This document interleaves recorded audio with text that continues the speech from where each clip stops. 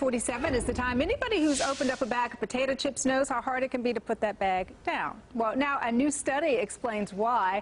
The Fox Medical team's Beth Galvin is joining us live to talk about what they've found. Beth, good morning to you. And, you know, we can kind of smile about it, but this really was kind of a carefully controlled study, right? It was, Danielle. It was done at the National Institutes of Health, and they took 20 volunteers. And really, the volunteers were kept there at a unit so that they could carefully keep track of everything that they were eating, which makes this study a little different from the ones in the past where people kind of self-report what they're eating. But what they found was they divided the 20 volunteers into two groups, and they had them for 2 weeks. One group ate really highly processed foods, so things like white bread, canned fruits and vegetables, things like that. And then the other group ate more of a fresh diet, more of made from scratch foods.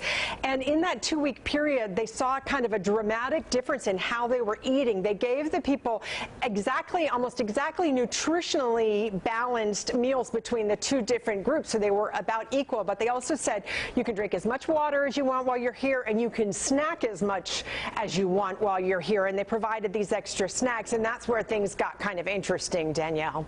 When we talk about processed versus ultra-processed foods, what are we talking about here? Because I know even with my kids, they like to kind of grab snacks, right, that are packaged and that they can eat very easily, but I'm always concerned about this kind of ultra-processed nature of some of the foods that they happen to unfortunately love.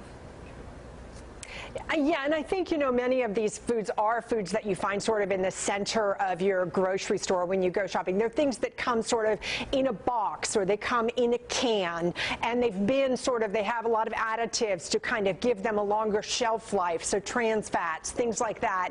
And so that's what they're talking about when they talk about highly processed foods. The other group that they were eating are more, sort of hanging out in the produce aisle and that kind of thing. And what they found is really interesting is the folks who were eating the highly processed food, Danielle, ate 508 calories more every day than the folks who were eating more of the fresh foods.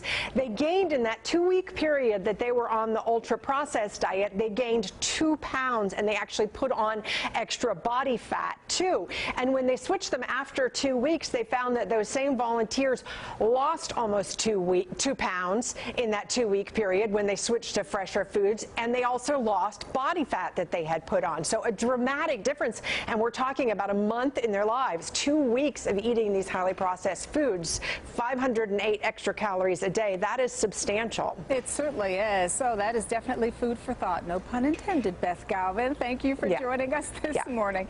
Thank you, Danielle.